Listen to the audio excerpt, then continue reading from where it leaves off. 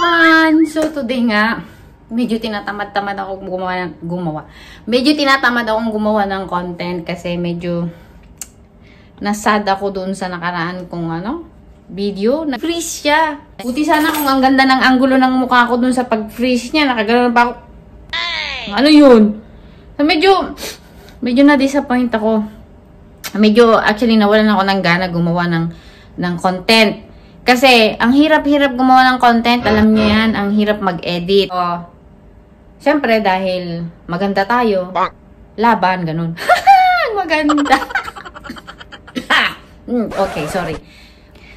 So, ayun na nga, nakita nyo nga galing ako ng palengke. Nagkikrave ako ng bilo-bilo. So, magluluto tayo ng bilo-bilo.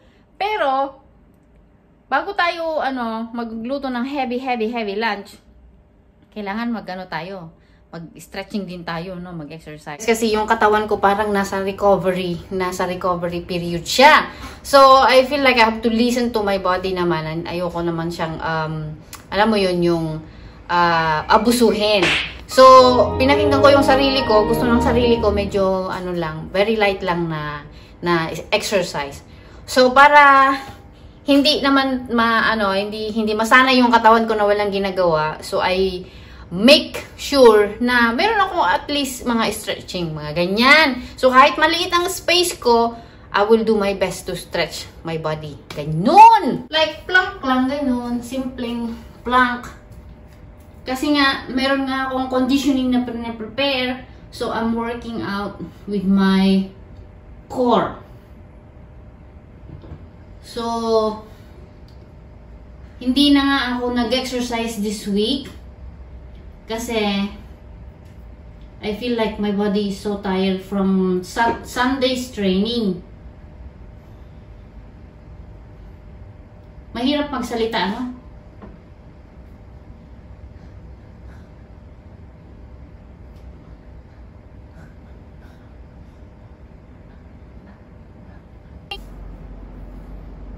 Yung akala mo mayroon kang competition, pero kakain lang ng lunch yan.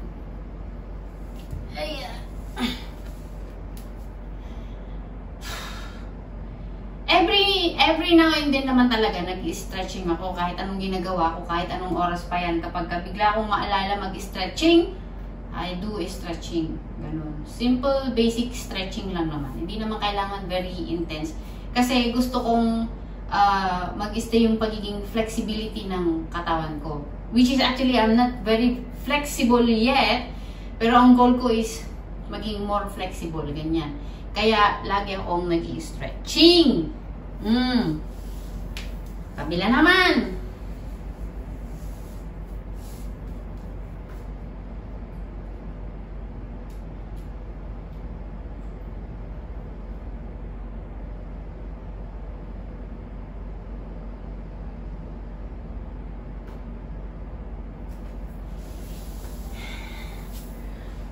So, kahit maliit nga yung space, it's not an excuse na hindi ka makapag-stretching or makapag-exercise. Simple, basic lang naman. Hindi mo naman kailangan yung mga very big movements. Kapag may alam ka naman na small movements, okay na yun. Just keep it simple. Pag ganito lang yung space mo, keep it simple. Or light lang. Hindi rin yung very, very intense, ganyan. Kung kaya ng katawan mo ng intense na exercise all the time, you go for it. Pero kailangan mo ding pakinggan yung katawan. Ganyan.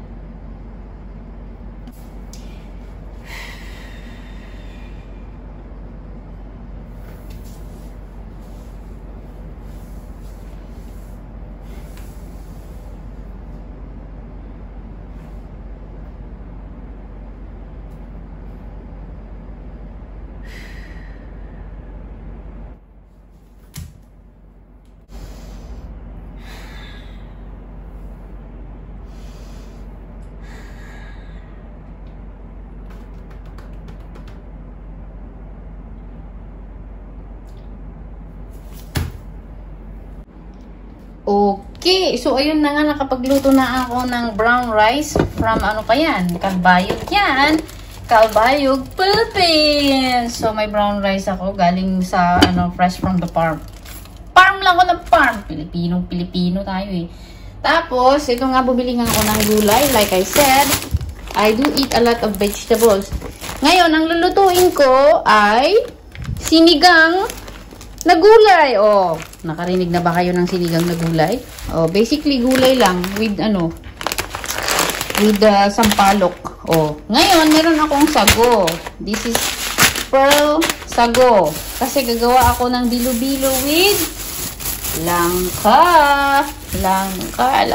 So, very heavy talaga yung ipe-prepare kong lunch ko. Kasi pag kumain kasi ako, kain kargador talaga. Ganun ako kalakas kumain. So, let's carry on. Kailangan, galaw-galaw. Ganyan. Para, may exercise pa rin habang nagluluto. Kasi, lamon tayo mamaya. Lamon kargador. May talaga ng kusina,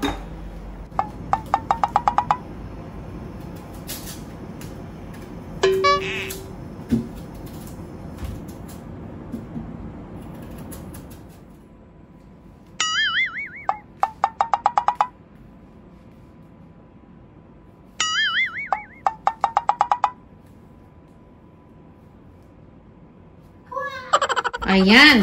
Tapos na ang gabi. Okay. Ang mahal ng gabi dito, no?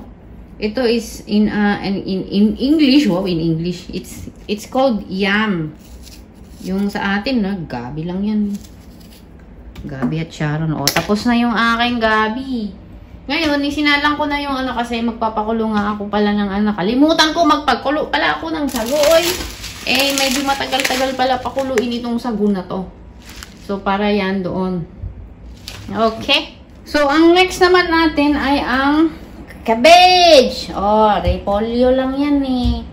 Cabbage. I-chop-chop ko lang to ng maliliit para mabilis maluto. Puro mapusyaw. Mapusyaw ba tawag doon? Walang kakulay-kulay yung lutuin kong sinigang.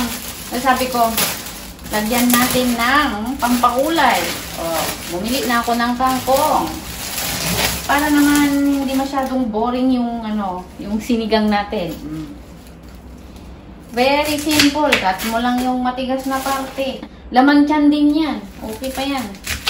So, ikakat ko na. Tapos, minsanan ko na lang siyang huhugasan kapag ilalagay ko na. So, sa liit nga ng kusina, wala tayong space. Ganun din. Wala tayong masyadong lagayan. Ayan. Nakat ko na sila. Lahat. Ang hirap nga lang kasi napakaliit na nga ng kusina. Wala pang masyadong mga lagay-lagayan. Lalagyan ko din siya ng mushroom. This one is my favorite mushroom. Straw mushroom. Yun yung tawag dito. Straw mushroom. Tapos, syempre, ang sinigang mix. Nasaan ang aking sinigang mix? Oh, sinigang mix from the Philippines. Oh, fresh from the Philippines Yan, nagdala ako ng isang ba tawag doon? Isang blanket pa tawag doon. Isang mahabang sachet. Ilang peraso yan? 2 dosena. 2 dosena! Oh, diba? Saya-saya. Oh, so habang inaantay ko yan kumulo, mag-push up muna tayo.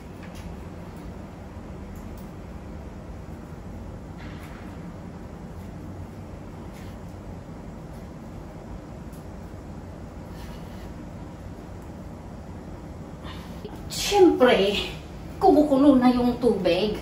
Ilagay na natin ang sabaw.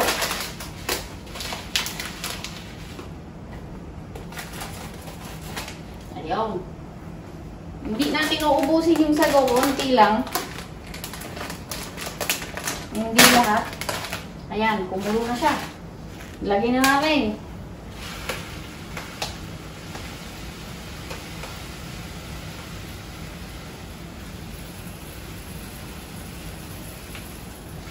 Ayun, kalahati lang.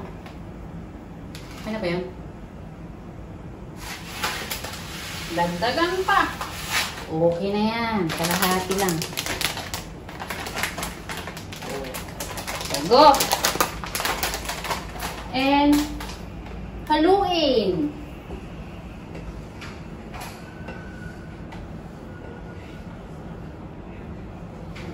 Dapat with feelings, with feelings para masarap.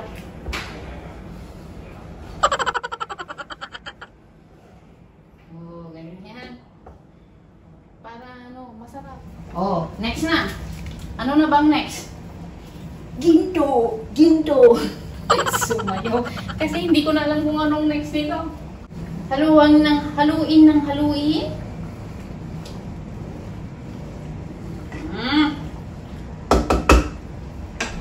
Sino siya? Ang sarap niyang gumiling. Ang sarap niyang gumiling. Diba? Wala tayong matatapos talaga pag ganyan. Siyempre, habang inaantay ko na naman yung paglambot ng sago, practice tayo. 1, 2, 3, 4, 5, 6, 7, 8, 9, and 10. Pam! Mga ganyan. Sharpness. Pam! Ganun mga sharp. Ganyan. Ta! Ta! Dito siya ready. Ta! Ta! Ta! Dito siya ready.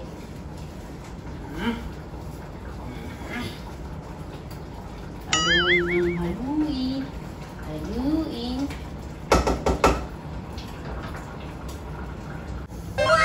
Bilo-biluin lang ka. O, diba? Ang colorful. I love the color. Ay! Marunong tayo magluto kahit puro pacham. Pachamba.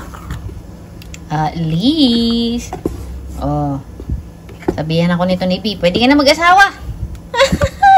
Uy! At syempre, kainan na! Sinong mag-aakala na parang hindi naman halatang masyadong pangkargador yung kain ko, di ba? Kaya kailangan ko ng ganun kadaming stretching at exercise dahil I need to get some space para sa unang pa lang yan, ha? May pang second pa tayo. So, ito na nga ang aking sinigang na gulay and ang aking bilo-bilo for dessert. Let's eat! Thank you for watching! Bye-bye!